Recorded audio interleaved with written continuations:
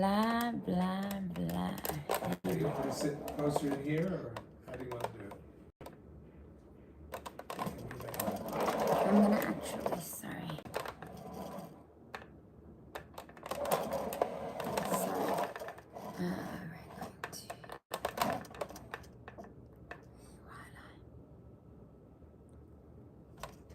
Sorry, excusez-moi, excusez.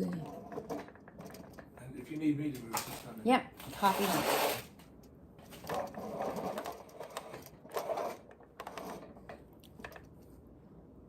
Et voilà. Okay, c'est bon, c'est bon, c'est bon. You're good, and just be comfy. Yeah. Did I look like I was? No, I'm just saying. You're good. Okay, fabulous. And I'm gonna move this back here because sometimes I can see what is happening in the reflection. Mommy can see. Okay. It's a great mirror. Yeah, thank you, honey. Love that. Yeah, I can then also see, I can cheat a little bit. I had a massive mirror that I got built into the house I had. And, and it had a big gold frame. It was an amazing mirror. Amazing. And then we couldn't undo it. Okay. So it's in that house forever. Really? Yeah, a house I rented. Yeah. Wow, okay. We couldn't undo it, so. Great. Well, we're gonna get started. And Loki and Lily will be making appearances. Loki, baby, you gotta behave. You gotta come and hang out with your new friend. Hey, Loki. Hi. Okay. Hi, everyone. Welcome back to another exciting and inspiring episode of On Location with Zara. And we're actually on location in my home now. And I'm so excited that with the support of Tell a Story Hive, we've been able to bring some amazing guests to you for the last 9 months. Started filming back in October. Does that equate 9 months? Yeah. And almost thereabouts. Thereabouts. Okay. Yeah, maybe so more. We're gonna get really comfortable over here, and joining me now is someone I thought would be great to bring on our show. I've known him for quite some time, and through film festivals and the local film and television scene in Vancouver, and you may recognize him from over almost 200 lists of credits. Almost. Oh my, really? Well, then your IMDb is lying. Yeah, no, what they've done it's on not IMDb updated. Is if you're in a series and you do, say, 16 episodes in the series, they count it as one credit. It used to count as 16, and then they did the numbers, so everyone's numbers went down. And people got terribly upset. I had 200 credits, and now it's 45. You know? But I've done over 300 episodes of TV or films or whatever. So. Wow. Yeah. Okay. But I think it says we're gonna dig into that. Okay. Yes. So I'm talking about Mackenzie Gray. He's been in the Vancouver film industry for a very long time. I had the opportunity to meet Mackenzie. And I think I've actually interviewed you on red carpet many years ago at Vancouver International Film Festival. But this time I love Loki Bob, s'il te plaît. Because you know we're gonna get a little bit of English and French, and my fur baby's joining in the comments, and they'll be wandering around. But you know, we have finished our official filming, and now we're doing live streaming, and I'm so grateful for Tellus and Story Hive for us to be able to create this content and bring amazing and inspiring local talent, entrepreneurs, local stories here in Vancouver to you. If you find this inspiring or fun or cute, do let us know, because I know you guys have gotten a chance to meet this little baby, Loki, over here. And I'm so glad, Mackenzie, we could get you in. I knew before the show was done, I wanted to bring you in and talk to you about your career, your work, your history, where you're at, and welcome! Hey, it's great to be here. Great. It's fabulous to be here, and to meet Loki as well. Yeah, yes. Loki loves you. Yeah, well, we're buddies, you know. I'm a dog guy. You are a total dog guy. Yeah. So whenever people have come here, I never know how they're going to be with Loki, how Loki's going to react to them. Loki Bob, s'il te plaît. No. We don't do that. That's Mama's camera gear. We don't do that. We don't chew the camera box. Thank you, merci. Or we're going into the crate.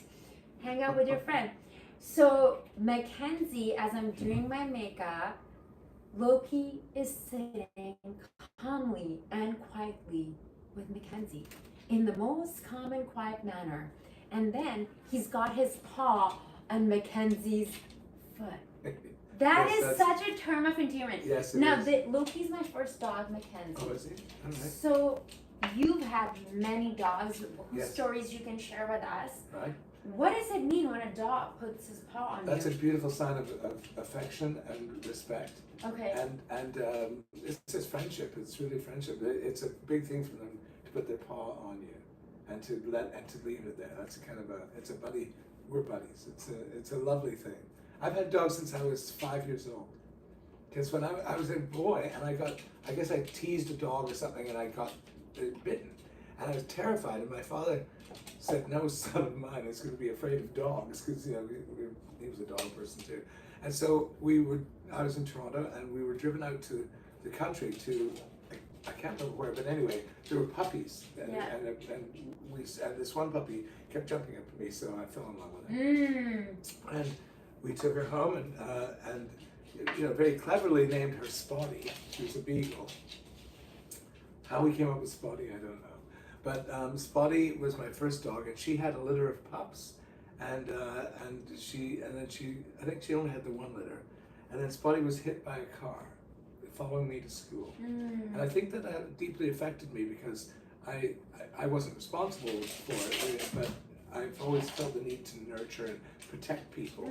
Ever since then, it took years of figuring that out to know what that was about. But then we got another dog, Misha, and Misha had 4 litters of puppies. So I grew up with puppies, and we would give them away to friends, and it was very different in the early 60s. It was, all the dogs on the street knew each other and hung out, and then all of a sudden, oh, one of them was pregnant, And so I've had puppies my whole life, and then I moved to England, and I was, and then I was in university. I didn't have a dog, and when I came to Vancouver and on a TV series, I met and fell in love with my hairdresser, and she had 2 dogs, and so when we moved in together, I had 2 dogs, and then one of them passed away, and then we got another one, and then we got another one. So in the end, we had 4 dogs. And we That's my kind of home. Oh my goodness, I love it. Because sometimes I wonder, I'm like, if I'm dating someone, which I'm not at the moment, like if I'm dating someone, are they going to be like, if they have a dog, or if they have a dog and a cat, and I have a dog and a cat? Yeah, how's it gonna work? but if they have a dog, I think that's a good sign. Yes. Because they're gonna love dogs, right? Yes. And I loved our dogs, and Andrea Simpson, the hairdresser, she's an amazing hairdresser, amazing, one of the top film hairdressers, and we're still very good friends. We're not together. But the dogs really changed my life. It makes you have to get out every day. You've got to exercise and walk and do things, and you've got to be responsible for them and look after them. And it's 100%. I call them our children with paws. Yeah, Loki, bud. Loki, Ale. Up to no good. Chico. Hey, Loki. Chico, if you're up to bad behavior. I think the cat's doing it. He is enjoying. He loves going into her litter. I know that sounds really gross. Oh, I see. Loki, Chico.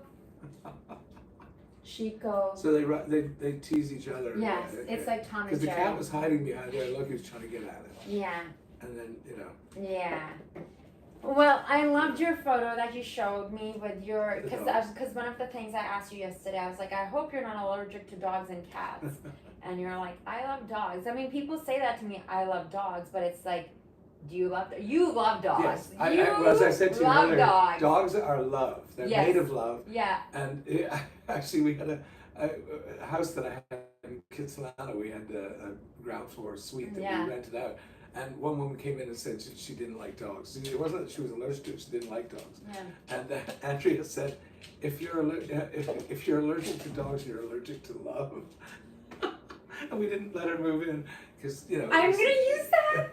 I mean, it's not about allergies, but if you don't, if you don't like dogs, you don't like love. Loki, Bob. So. S'il te plaît. But dogs are special, and I think they're so beautiful and loving and loyal, and they care for us, and they're excited by us when we come home, and they But you know, I hadn't seen when I separated with Andrea, and I had the dogs for a while, then she had the dogs, and we'd share it up. But if I hadn't seen them for a few months, they'd see me down the street and bolt. Like they'd just bolt, you know, because you know, we're family, you know. Yeah. And dogs never forget that. No, you know, and so. like the love that I get from him is healing. Yes. It's honestly like I made the decision to get Lily like over the holidays, and I've had Loki for almost 2+ years, and he's 2.5 now, and it's obviously it's work. Obviously with me traveling, like just before, you know, going live here right now, I just heard that I'm not gonna be able to leave Lily with the person who I thought I'd be able to leave her with, so I have to figure out like, you know, what's gonna happen with my beautiful kitty cat. So, you know, I know it's gonna work out. I know everything's gonna be okay, but it will completely work out. But they just add so much to my life, and then just so much love that I get from them that it's just healing. It's so healing. I think also Vancouver is a funny place.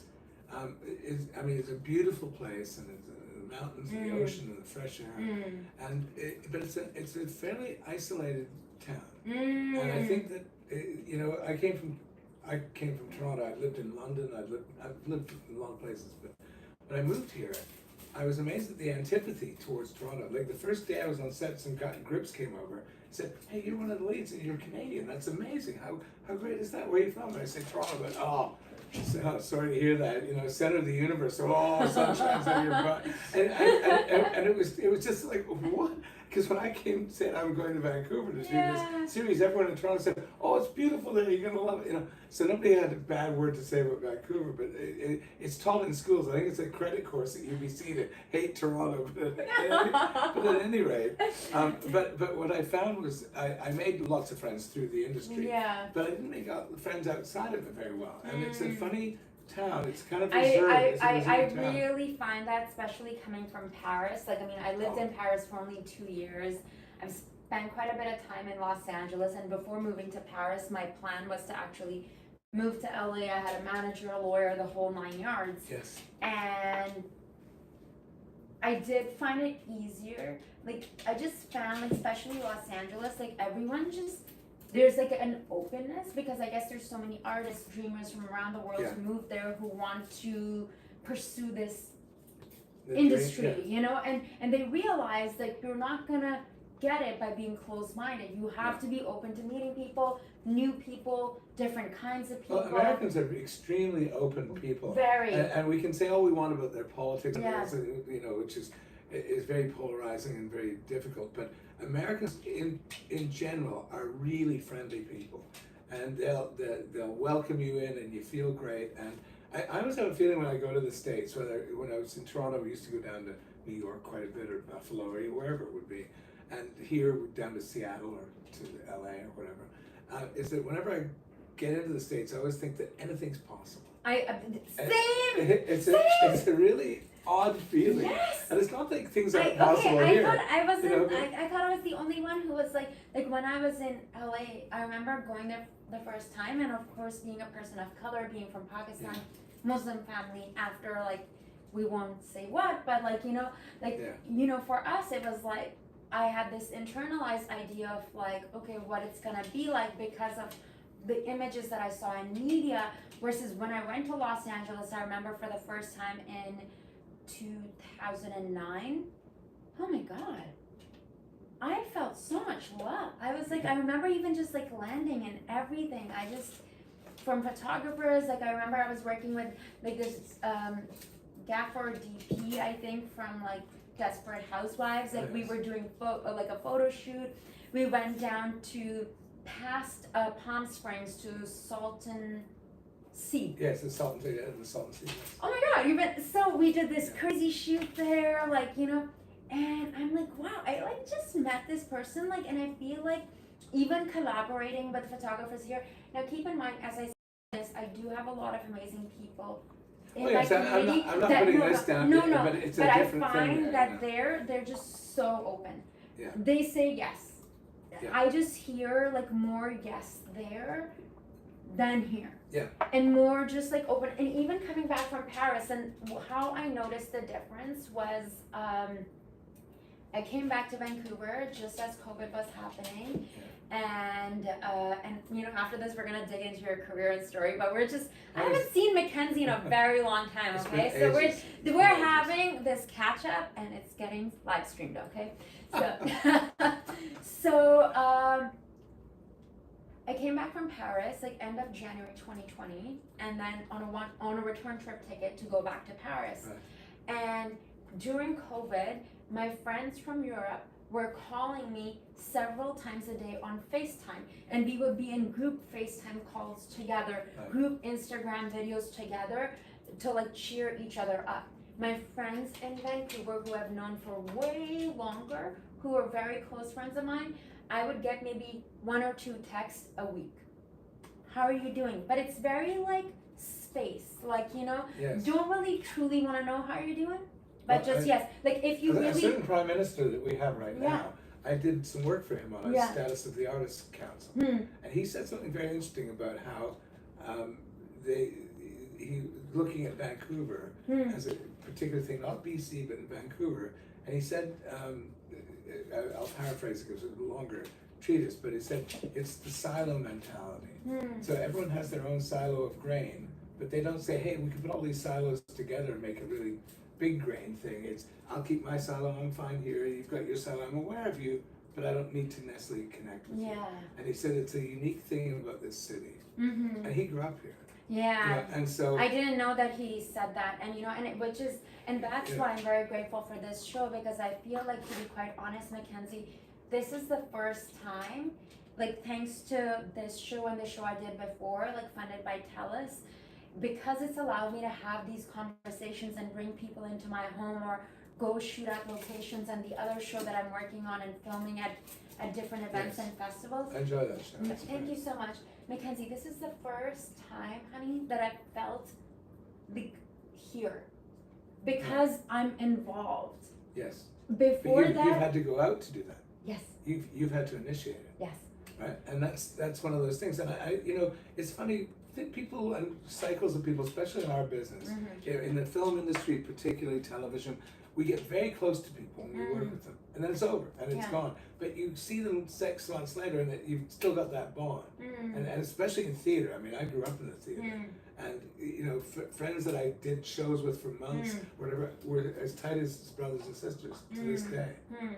30, 40 years later, and it happens. But there's also a disconnect in Vancouver, and I don't know if it's because it's a series of pockets. Yeah. You know, there's Kitsilano, there's Kerrisdale, there's downtown, there's and West then Side, judgments of like know. where someone lives even. Oh my God, do I get judged for living in Yaletown? Oh, you're a Yaletown girl. Oh my goodness. Oh my goodness, why? You're a Yaletown girl. What does that mean? What does that mean? Exactly. Thank you. I'm like, what does that mean, that I enjoy just living in a nice place? Like, you're gonna judge me for that? What is that, you know? I'm paying for that, but you know, like, whatever. Like, anyway, we're just really getting into it. I live in an old apartment building. It's we're renting, and it's I'm renting, and it's one of those old buildings that was built in the 50s. So the bedrooms are big, the living room's huge. It's hardwood floors with the 2-inch oak, you know, and it's a beautiful place. But it's kind of, the building's a bit, it could use a spit and polish, you know, but. When you say it's in Kerrisdale, people say, "Oh, you're in Kerrisdale." Yeah, I said that to you. I said that to you. I was like, "Oh, you're fancy. You're in Kerrisdale." Yeah, but it's like it's not. We're getting by, and it's okay. But you know, I totally said that. I'm sorry.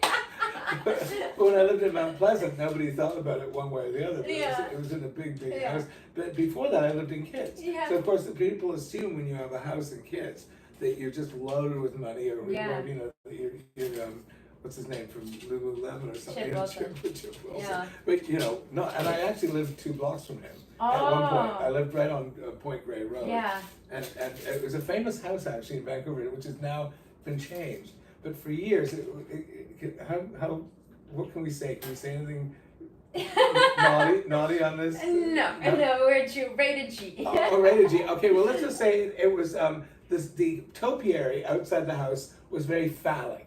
Oh, okay. There were two orbs at the bottom and then a big thing, right? Okay, so, and it was known in Vancouver, it was a well-known house. And I ended up renting it. It came available, and when we had the dogs, we moved many times, always to places that were dog-friendly, but I don't know why we moved so much, but we did. Anyway. I've moved a lot. Like, this is the first time. That's a Vancouver thing, I think. Really? I think it is. Okay, this is the first time that I've lived in a place for 2 years in a while. Because I realized, like, from living in Paris to this and that, like, I was moving almost every year. Before moving to Paris, I was in a place for 3 years in Yaletown. But it's like, I like the condo living. I like being downtown. I don't have a car. I like to walk around. Yes. As a girl, I like to feel safe. But then people will have judgment towards that, and I'm like, je ne comprends pas. Well, that's, you know what? To each their own, and the hell with them. But anyway, I lived in this house, and it was famous for this topiary. Yeah. It was a whole row of it outside the house, and I lived on the upper floor, and the balcony had a big balcony, so you could look at all the ocean and see North Van and West Van. Anyway, but that house was quite well known, and people would say, "Oh, you're in that house." They don't know the house.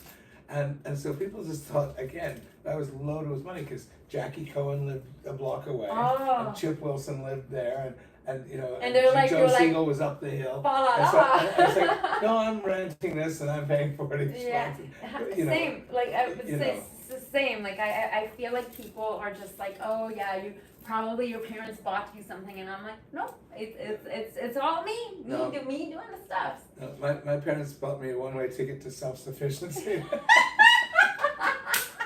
I love that. You know, someone posted the other day, like, this Instagram meme that is like, some parents give their children, like, what is the word?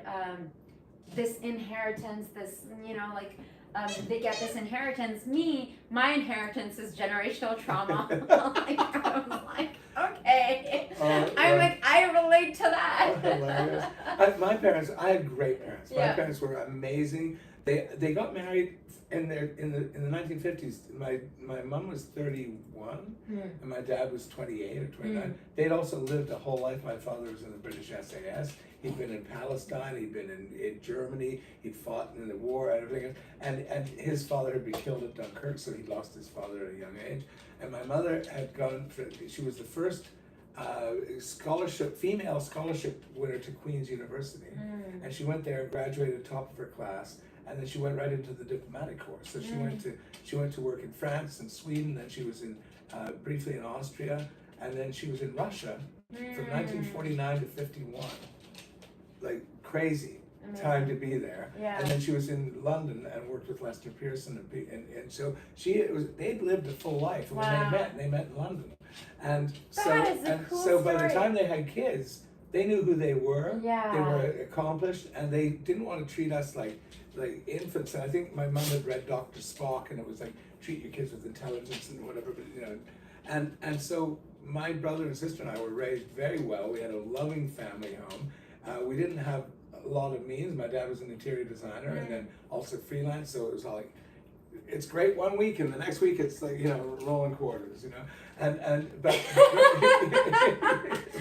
we've all been there. Yeah, well, a lot of people haven't, but a lot of people have. But it teaches you, and I had a job through high school. My dad, as I say, he was a designer, and his best friend was a man named Hartley Greenbaum, who ran a lighting company, did chandeliers and fixtures and stuff. And Hartley gave me a job when I was 15, part-time through school and then full-time in the summer. Yeah. And I made my own money. But even before that, I sang in a choir and got paid. So even as a kid, I never had an allowance. Wow. I had to earn it singing, and so my first paid job was singing, was performing. And so I always had to, in the summer when we'd go to a cottage, a rented cottage, we would get an allowance then because, we didn't have any means to make money.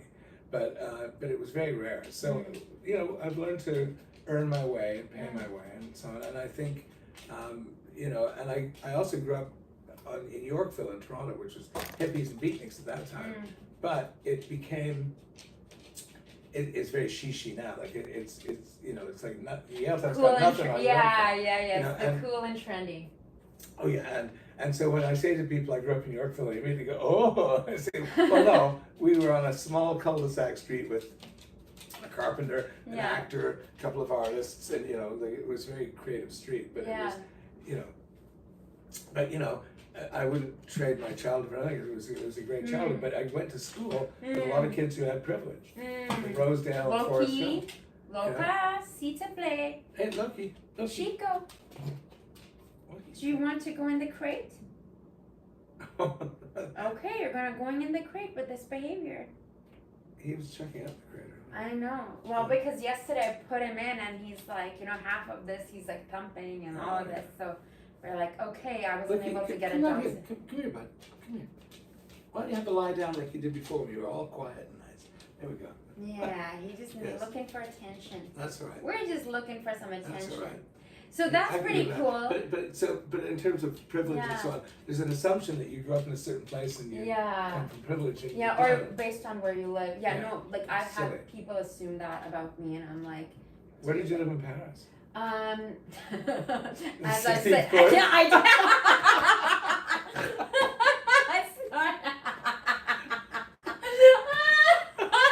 I'm actually going and staying by like Victor Hugo.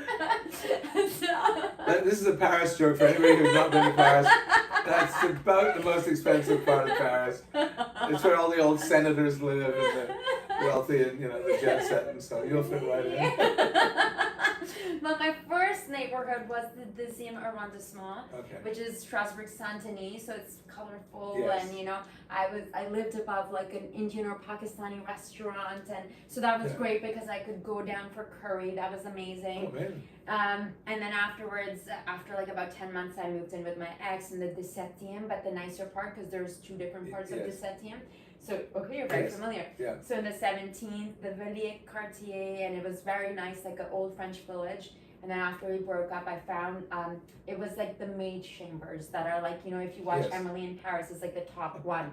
I haven't seen that show actually. Honestly, the first time I watched it, I got a lot of anxiety because this was like right during COVID, and that was my life. I was working in fashion in Paris, going to fashion shows and doing PR and working as an influencer, all the things that she does. And I was like, did someone just like steal my life or what? But because that was my life and I came back sort of like unwillingly and got stuck here. And I'm so grateful to be here. But my dream is that I'm working in both cities and like going back and forth. If I could, if the means allowed it or whatever, if I could be in Paris, there he is, beautiful. If I could be in Paris, I love Paris. And Brandy and I, we went there for her 50th birthday. Because her dream was to be in sight of the Eiffel Tower drinking French champagne on her 50th birthday. She set it as a goal, and she saved up, and we went. I love that. And we had to stay in a little town called Lille. No, Not Lille. No, it was Lissy. Okay. It's just outside of Paris, and it's where Rodin, not his big house. It's in Paris. Rodin's other working place. I haven't been there. And Lissy's about 20 minutes by metro. To get in. It's it's a lovely little like one of those little tiny satellite towns. And it's very quiet and very nice, but we had a beautiful hotel. And when they heard that she was there for her birthday, they upgraded us to this room that had the view of the Eiffel Tower, which was in the distance, but it was great. So we did that, but we hung out, and we've both been to Paris separately.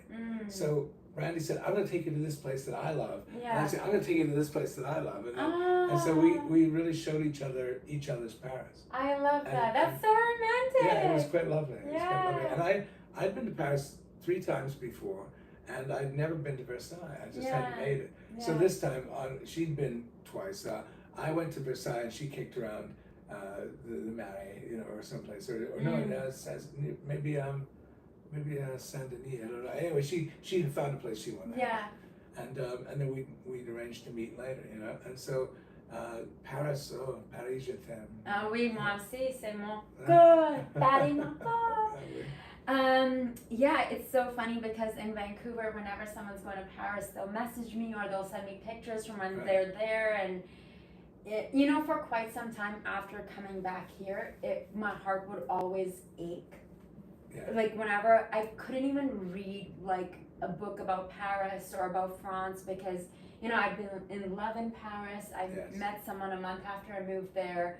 I had my heart broken in Paris, so I had the whole like French experience. The entire emotional gamut. Did you watch? Yes. And then we traveled, you know, Lyon, Nice, you know, we went to Italy, and like I thought I was living in this movie, right? And then work-wise, after the breakup, but even during the relationship, my work, I was traveling to like Morocco, Uzbekistan, Cambodia, like it was a different life that I was living. Like, you know, cause where you are position-wise in the world, it's just like, it's easy to travel. Yeah. You know, but this country is funny too because it's such a massive country. Yeah. Which is part of its greatness. Yeah. But to go from here to Toronto just to go home. Yeah. It's 2,000 miles or 2,500 kilometers. I know. Kilometers, we'll use those. And it's the same amount it's like, for a ticket to Toronto, almost as to Paris. I could fly to Paris cheaper. It's cheaper. I don't know why. It's cheaper. I had to go to Cannes. I had a film I directed and it went to Cannes. Congratulations. And thank you. And I had to go with it and do that. And I thought, well, while I'm over in Cannes, I'm going to go to Paris for a visit, and I'm going to go back to London because I hadn't been to London for 29 years at that point, and I had lived in London. It was a second home, and I had friends there, and so I booked the whole thing. But it was so easy to go Paris, you know, Nice, you know, from Cannes to Nice. Nice to Paris, Paris to London. Did you fly or did you train? I took the channel. I took the channel. Which is just so much better to take the train. Okay, so because I covered Cannes Film Festival in 2019, I made the mistake of flying from Paris to Nice and then going to Cannes because it was a huge mistake. But coming back, I did train because I'm like, even though I bought a return trip ticket, I was like, no, I'm gonna take because you're going into city center versus like going to Charles de Gaulle, which is like out and you're taking the AIR and like, you know, all of that. If you fly from London, so you have to go to Gatwick or Heathrow. And now there's a bullet train from Paddington, but 15 minutes, which is amazing. But it's still an hour or so to get to Gatwick or Heathrow. And then you fly and it's an hour and a bit to fly to Paris. And you go to Charles de Gaulle, and then it's a 45 hour to get in. And the train does it in an hour and a half. Forget about it. I was like, okay, rookie mistake, even for flying, because when I first moved to Paris, like, this photographer, we were going to work on some projects, like, you know, he flew me to London from Paris, like the same week that I moved to Paris in February 2018, and like I didn't know which train I was taking. I made the mistake of getting on the wrong train from like, I don't know if it was, I think from Heathrow. And I'm like lost and I don't have cell service and it's just like a whole thing. And then finally someone airdropped me their Wi-Fi, like, you know, they can do portable hotspot. And also my phone is like, oh yeah, you can do that. Also my phone was, you know, like it was like, I have no battery. So I don't know this. And I'm just like, okay, you never, like, even if it's more, you take the train because you're going from city center to city center. Yeah. It was amazing to take the channel, and I get a little claustrophobic. You know, you're under the ocean, and, you know, whatever. But I just kind of relaxed. So somebody said, instead of sitting and looking at the black going by, the black of the tunnel, go into the bar car. Yeah. And I don't drink, but I went to the bar car and I got a Diet Pop or something, and I talked to the bar car and we were talking about music, and I had just seen before that I'd seen Paul McCartney live, you know, here. And I'd seen Paul before, but it was a really great concert. And so we got talking about concerts. And I had some footage on my phone. And he said, well, you know, is he still got it? Is he whatever? I said, oh yeah. And I showed him stuff from Live and Let Die with the big explosions and the flashbulbs. And we talked about music the whole time. All of a sudden, we're in England. It was just, I didn't think about it at all. Yeah. And it was really, and you never know who you're going to meet. And it's just I love talking about I love that openness. Okay, so before we talk a bit about your career, I'm going to talk a bit about your accent. Like, it's not like you have an accent, but you sound very proper. My mother was the grammar, chief of the grammar police. Okay. and my father had a Scottish accent. When I was a boy, I had a mild Scottish accent. Oh, I love Scottish accent. And I was taken to Scotland, and I somehow, after being there for 3 weeks, I came back almost with a Scottish lilt, and then which my parents found very funny because I was 5.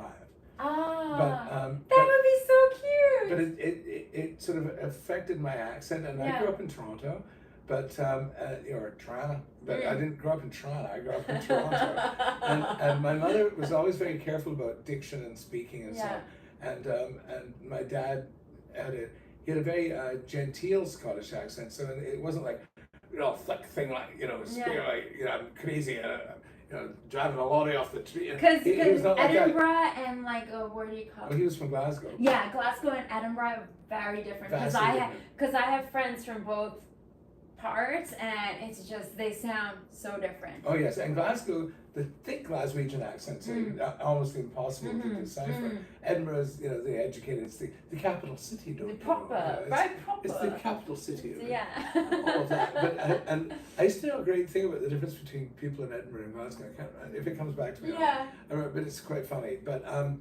But he had an educated accent.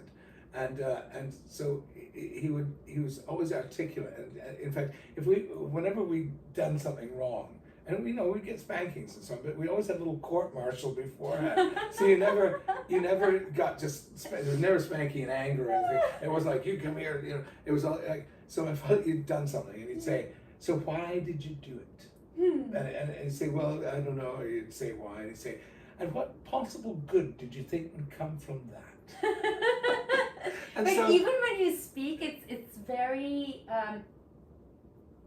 okay. I don't know why I want to use this word. Like I hear theater. Like I grew up in the theater. I hear the way you pronounce your words. Like, then I moved to England in my teens. Oh wow! And I spent the summer when I was 17, and then so you must have your 18, EU status? 18, oh yeah, I'm a UK citizen. Okay. And so Ooh la la. Ooh la la. Used to mean before Brexit, it meant I could go to anywhere in Europe and work and have a good time and not line up in the customs line. Yeah. Just so you know, Brexit was stupid anyway. Yes, I agree. Oh my goodness. Anyway, and they're regretting it too. Yeah. Anyway, I moved. I spent my summers there. I'd worked through school and then I went there in the summer. And then I moved there when I had just turned 19. And I came back when I was 22. And I worked in Harrods for 2 years. And I studied acting. Yeah, I sold paintings. Because I'd gone to art school, so I sold paintings in the picture gallery. And I had actually, until, I don't know, probably at least for 20 years, I had the single biggest sale in Harrods history. I sold £70,000 worth of paintings to one guy in 1 hour. Wow. And he was buying it as an investment for an American company in California. Wow. But I got that sale, and so I had a big record at Harrods. But I earned money so I could see theater and study and do all of that while I was in London. That sounds like an incredible experience. Like your heart must have just like. Oh, and your eyes, like you're like. You can see plays for nothing too. Yeah. So even in the West End, And but I also got. My dad was friends, because he was a designer in England, in London in the 50s. He was friends with many of the great actors. He designed for them. So Laurence Olivier, Alec Guinness, John Gielgud, Ralph Richardson. No big deal. And he wrote me letters of introduction to all of them, and they all helped me. Stop. No, I'm serious. Oh my. John Gielgud coached me on my audition for Rada. Wow. Yeah, because I did something very bold. He said, well, you're auditioning? And I said, yes. And he said, and Gielgud has a very pompous, not pompous, a very precious voice, very breathy. I love it. That's almost like Anthony Hopkins. And he said, and what are you going to do for your audition? And I said, well, I thought I'd do something different. I'd do Hamlet. He said, oh, that's very brave. I said, well, they give you suggestions of audition pieces, but everybody will be doing that. I'd rather do something different. He said, well, it's very brave to take on Hamlet. And I said, well, and he said, which one are you going to do? And I said, how all occasions do inform against me. It's a famous monologue towards the end of the play. And he said, well, we'll do it. I said, here? Backstage? He had just done a play for 3 hours. Yeah. And my friend who was with me, David, said, and I was reluctant. And so Gielgud said, my dear boy, if somebody asks you to act, and they want to look at your acting, then you should act. So I'll take a look. And how old are you then? 18. Wow. 17. I'd had a big mentor before that, which I can tell you about later. But anyway, Gielgud went through the whole speech from memory with me. here's, you should have your voice rise up. He's talking about greatness, allow your voice to be great and do this. And it was so amazing. And he basically told me that the mistake I was making, because he let me get about 4 or 5 lines into it, was that I knew the end of the speech and I was playing that at the beginning. I was playing that all the way through, and I wasn't allowing the varieties, the differences of the text. And basically said everything you need is in the text, and there it is. And so my dad and my mum went out to dinner with him a couple of nights later, and he was very impressed with me apparently, and said, that young man is going to be a very good actor. And that's, when you're 18, you know what that means to hear that? It was amazing. And so in London, I met Alec Guinness, met all these things through my dad, and which was very, very helpful and very cool and very inspiring.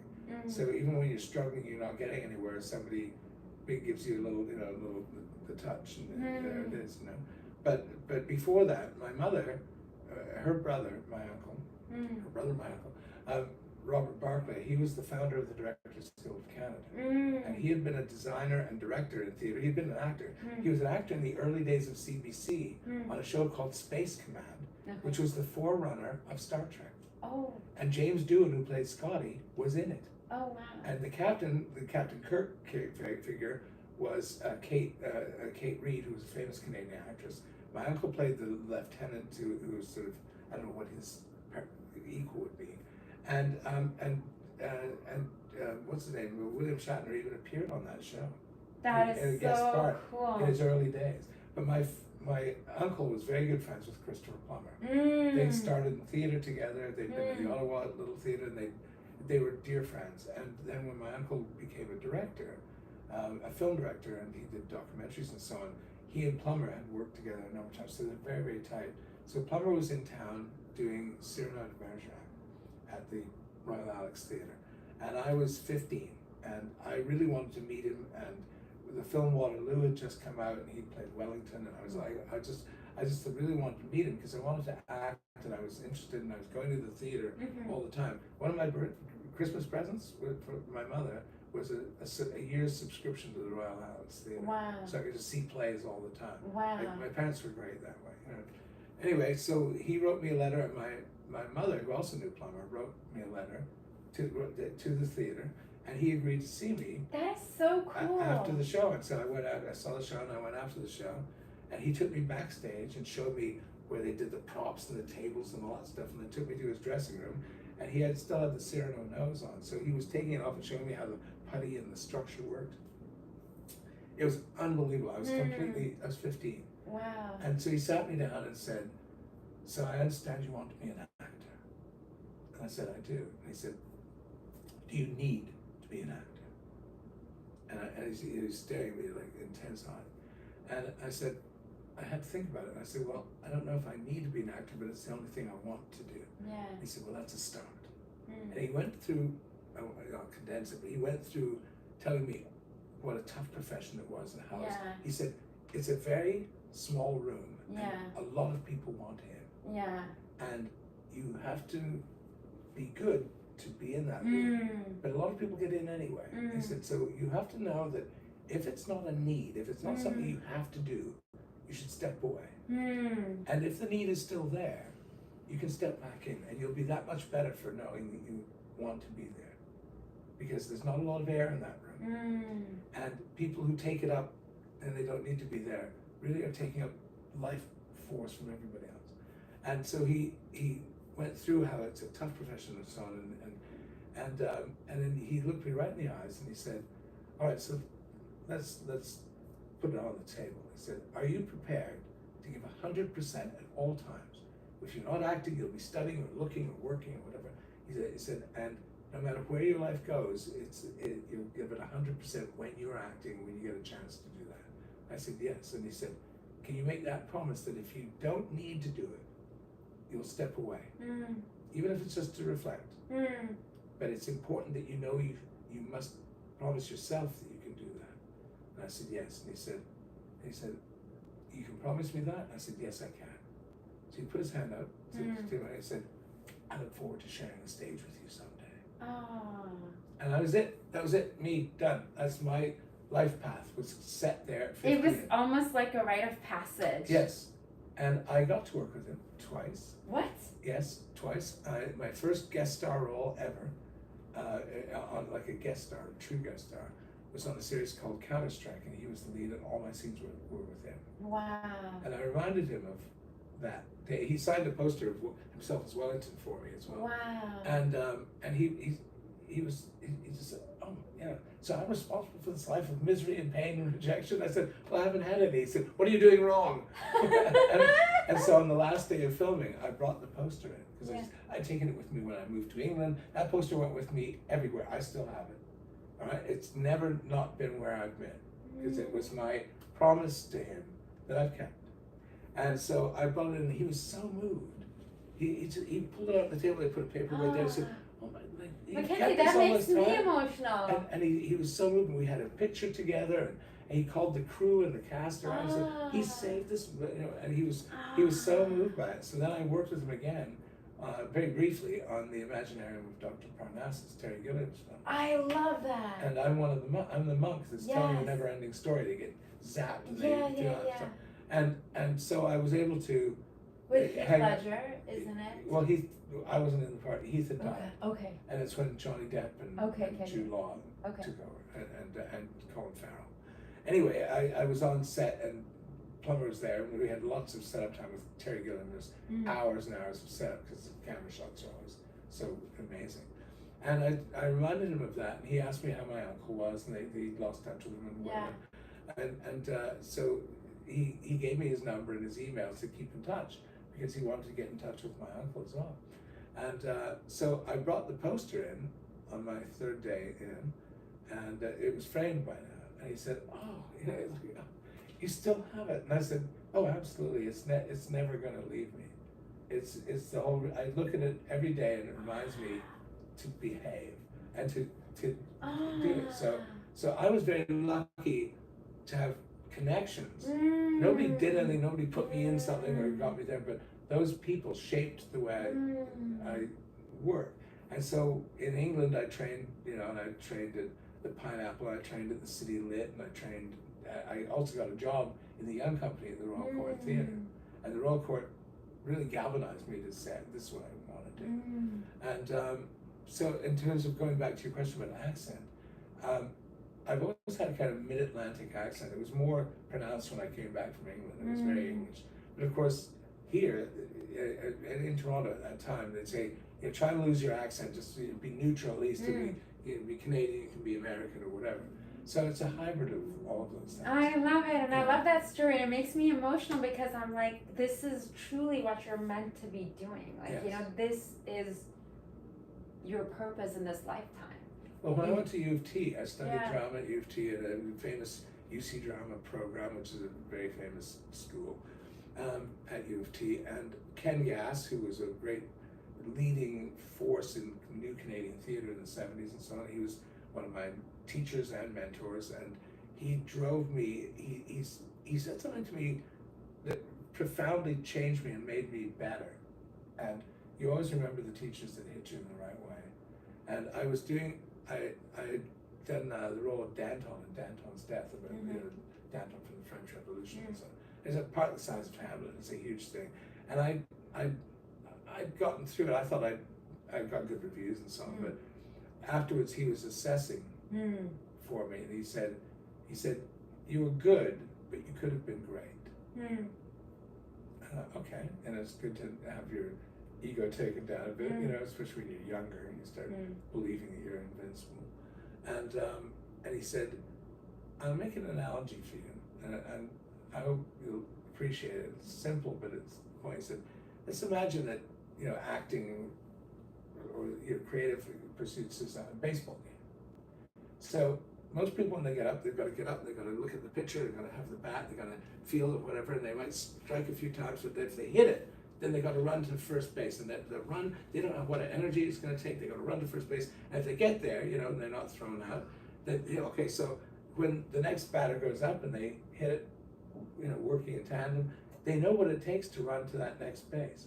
So it's a little easier for them because they know the energy it's going to take, and they know what the speed it's going to be in. And then running to third, if all things are working for them, is that much easier because they've done it twice now, and they've got, and home plate is in sight. Mm-hmm.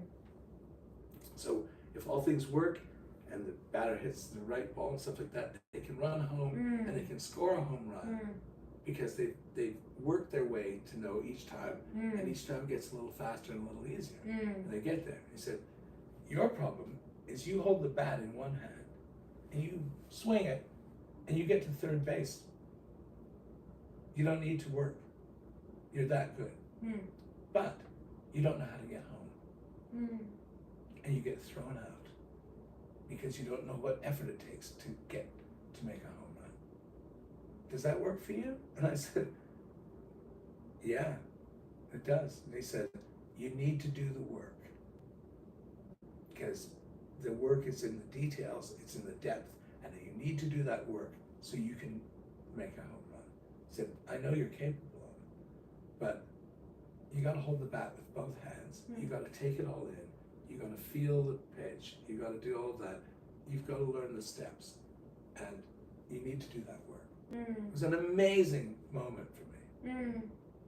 That's amazing. And because you can, if you sing naturally, you know how you can sing. But if you want to be a great singer, you got to work. You got to do your exercise. You got to do all that stuff. You got to push yourself and see where the limits are and so on. And I'd never done that. I always did things pretty easily.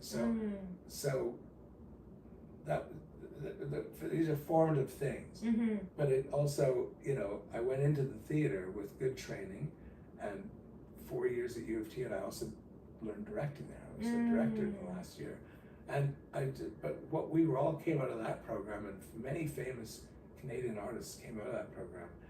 Leah Cherniak, Martha Ross, Daniel Brooks, who created a great theater company in Toronto, and so on.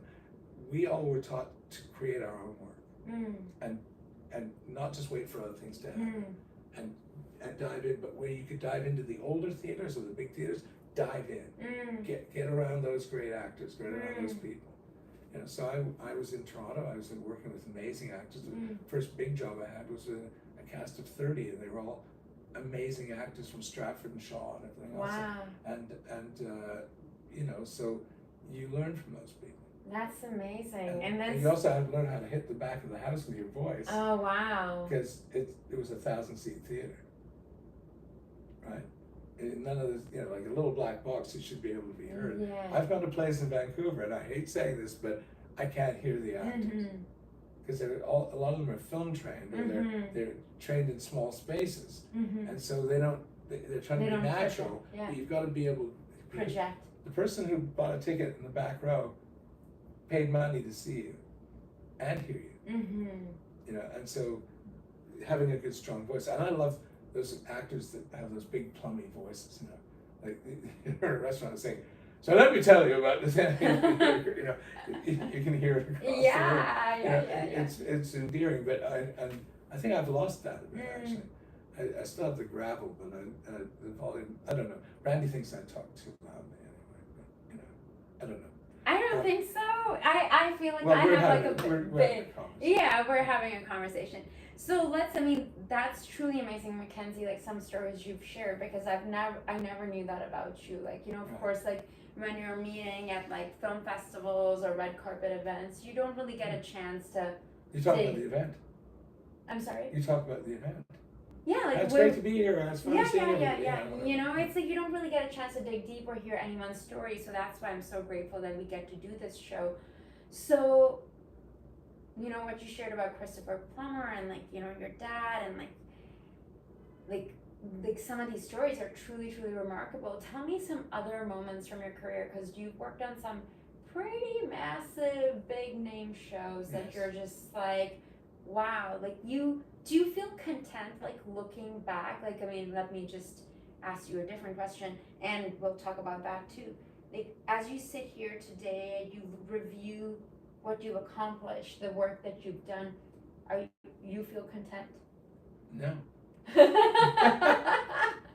No, I'm happy with what I've done, but I'm not content. When I was 16, I wrote in a journal. I found my old journals recently, It's fascinating to read stuff you wrote. But in one of the ones I had in high school, I wrote that I think that I'm meant to create a work of lasting beauty. And my goal is to create something that will live much longer than I will. I don't know how I'll do it, but that's my goal. And because I was writing plays in high school, and it was funny to see that, because I don't think I have yet. I've been in some beautiful things. I've created some films that I've directed or written or whatever I think are good, but you know, I watch Turner Classic Movies a lot, and every now and then you'll see they'll have a commercial about what's coming up in that month, and there's iconic, amazing moments that you remember. There's flash, and I don't think that I've done one of those yet, and I'm still wanting to do that. So you know, maybe growing the beard will help me do that. I just grew this for a role. Oh, great! And then the film got postponed, so I thought I'll keep it. You know, yeah. You know me, I've never had a beard that you. No. It's a cool vibe. But, you know, I wanted to share about the yes. TNT Classic Turner movies and MGM. I grew up watching them. That's how I learned English, and watching CNN and BBC. Oh, amazing. So I grew up watching all the oldies, because in Pakistan, where I'm from, we didn't get like channels. We had like 3 channels. Right, state TV. Yes. So we would get, like, you know, on this one station, it may sound so weird, half of the time it was CNN, and the other half it was like all these classic movies. Wow, amazing. So I would watch these movies with, you know, Olivia de Havilland, like Betty Davis, and Errol Flynn, and like all these, you know, I think Gone with the Wind was on like so much. You're just like, it's amazing. You know, and all like Doris Day and like Fred Astaire, like just all those, like, you know. And that's how you learn English. Yes, like that's that. It's a great English to learn too. Yes, and it takes you because obviously, like, you know, there's all these musicals, and then there were also the why can't I think of his name right now? Humphrey Bogart. Yes, but who was the director who did all these? Hitchcock. Hitchcock, so, of course. you know, his movies his movies and just, you know, all this period of like going from the black and whites to color to 60s, you know, all this. You'd have loved my film course. I'm sorry? I taught a film course. Really? It covered from the very origins of film, from the hand cranked, you know, motion capture things, right up to the 50s. And then let somebody else. Where did you taught that? The Art Institute of Vancouver. Oh my goodness. And I created the syllabus, and I showed all those films. Oh wow. And we'd have students there say, "Are we ever going to see a film in color?"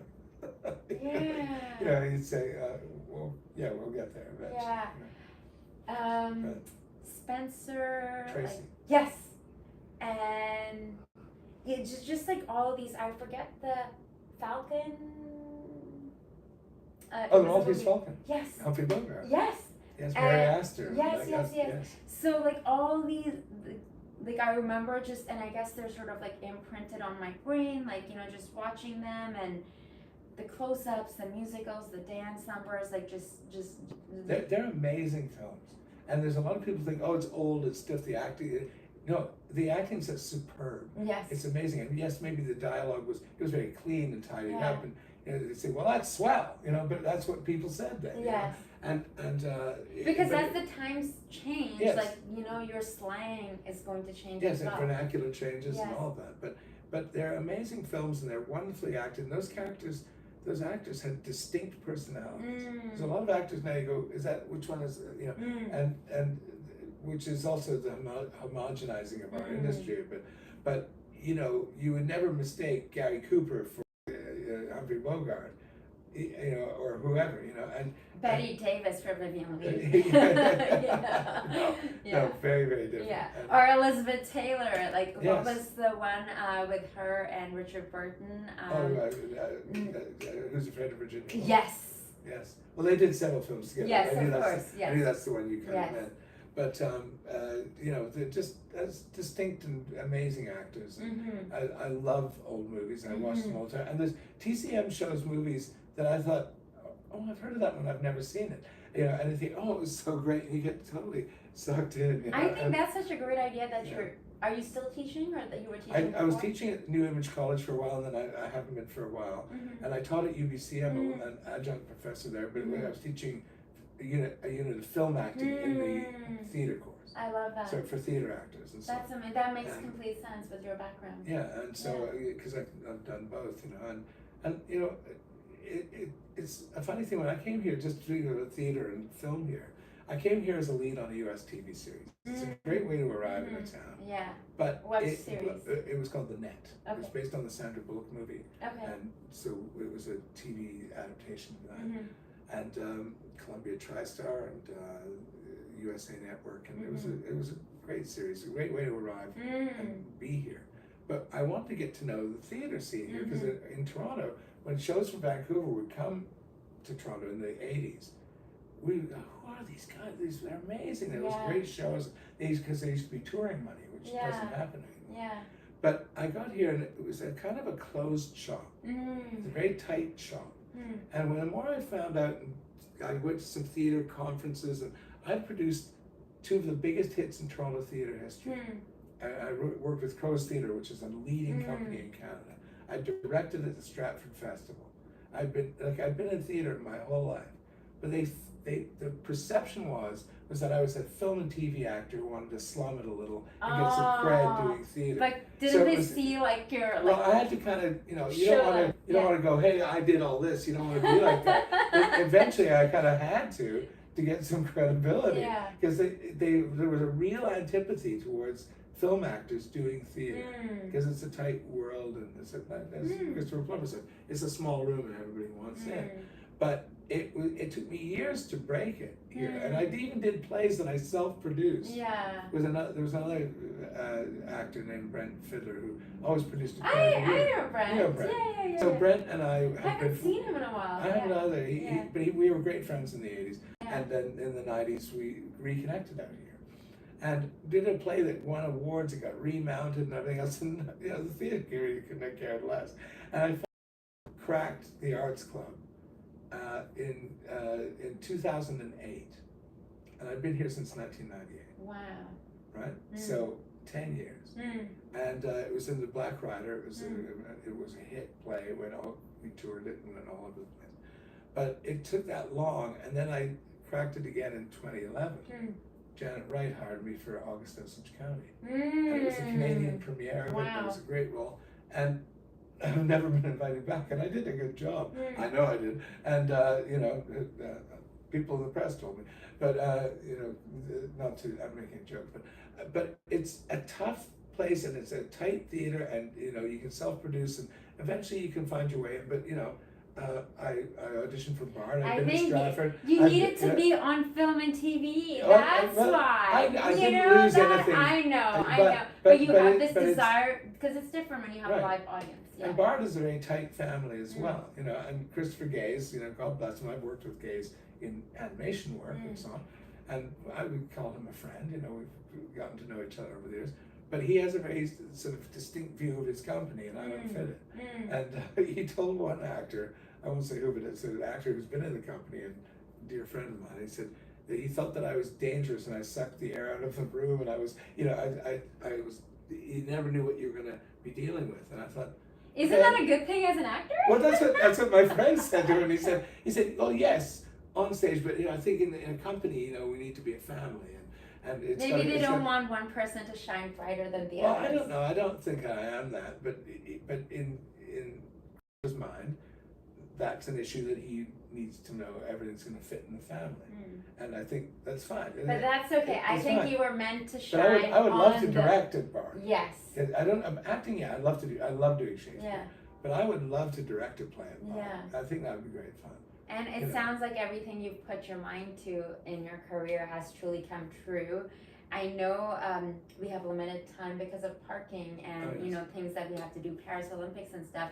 We have I would like to talk about some of the other projects that you've worked on. Oh, you asked me about some of the big ones. Yeah, and what some of those experiences like looking back, because to be a Canadian actor and to have this many amount of credits, it's a big deal. Well, it is a big deal, and I feel like maybe some of the theater stuff. Yes, you're like, okay, maybe I think it didn't, I would say the because big you jobs were- I've ever had Yeah. are because I either took a chance Yeah. and did something different, Mm-hmm. or I was willing to do something beforehand that led me to something good. Tell me some moments that like really Okay. stand out for you, like being on set, that you were like, someone pinched me, I can't believe this is my life. Like I know Right. you've told me about Christopher Plummer, but a few other days on set, or maybe just like a moment or two that when you look back and you're just like. Well, when I was on Man of Steel, I played one of the villains. Mm-hmm. And I watched it on the big screen, by the way. I'm glad you did. It's better on the big screen. Yeah. But the way I got that audition, I had done an audition, and I think the pre-audition for Michelle Allen had been, I had a crazy cab driver who didn't want to wait for me. I had to go from one audition to the other, and I had to change, and I didn't have it with me, and I had to get to the other one. And he didn't want to wait for me, so he took off with all my stuff in his van, in his car.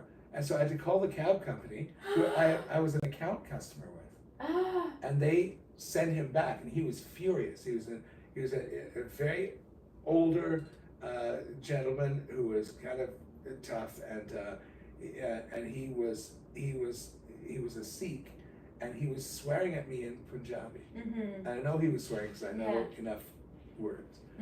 And he was horrible, and he I just said, just drop me there, and he dropped me like a block from where I had to get to the audition, and just said, Where was the audition, in the North Shore? No, it was at Third and Columbia. So. Anyway, he was just in an obstreperous way, and he threatened me with a club. He brought a club out and threatened me, and I gave him the money, and I was totally messed up. And I went in and I told Michelle Allen what had happened. She said, well, you take a minute, you just tell you whatever. I said, yeah, I'm just too kind of hyper. Well, she said, and then she said, oh, but we've got to go.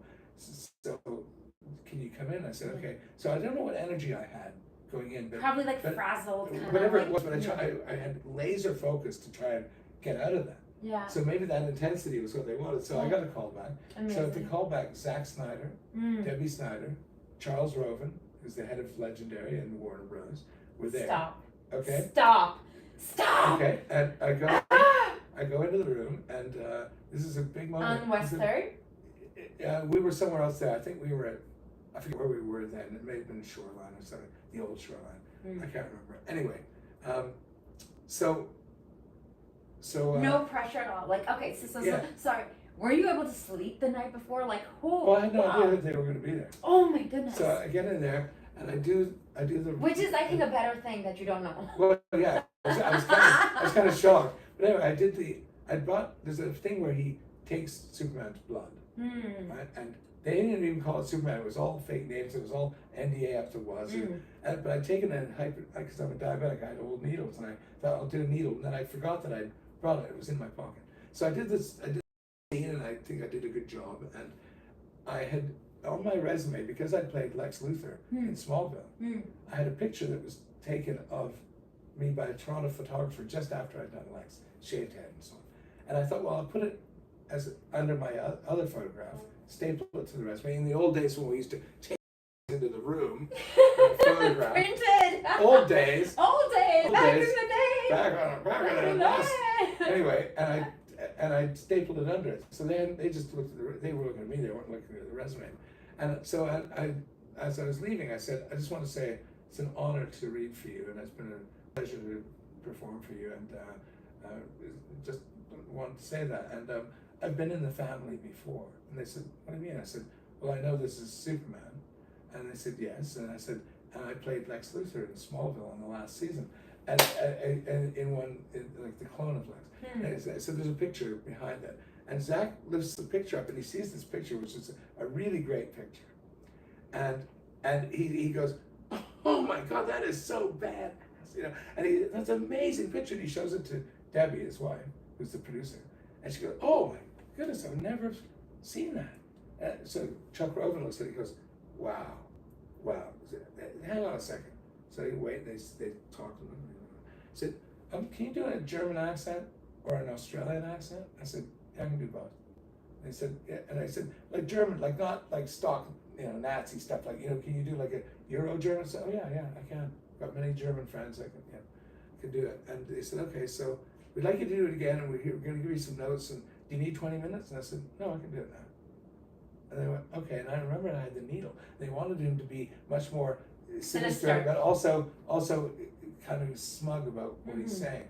So I thought, I took their notes and I did it with a German accent, and I pulled the needle out, and I was so shocked. I pulled it out, and I took it, the reader was over by the camera, and I stuck it there, and I pulled it out, and then I said the line. And so the reader says, scene, and Zach stands up, he bangs on the table and says, you're an awesome actor, you're in the movie. And I got cast in the room. Oh, man. So for me, being on that set was amazing. It's like $400 million or $250 million movie. The sets were astounding. Everything, just the costume fitting alone. There were 10 of them, like 10 of them to make that body thing that we wore and so on. And you meet everybody. It's a lot of pressure when you're on a set like that. Money. Must be fun. Yes, I didn't mind the cash. But again, it's Warner Brothers. They're frugal. They don't waste money. And I wasn't making $1 billion, but I was making good money. But when you're on a set like that, because every take is $10,000, every take, you don't want to mess up. So you show up, you bring your A game, you do it. But Zach, I had noticed that there was a very organic shapes that we stood on and so on, especially when we were in the Krypton sets. That were like they were female, organic shapes. That's the polite way to put it. And I mentioned that to Zach, that I said, "Am I standing on, this?" And he said, "Oh, didn't you know the whole set? It's all about rebirth and its origins.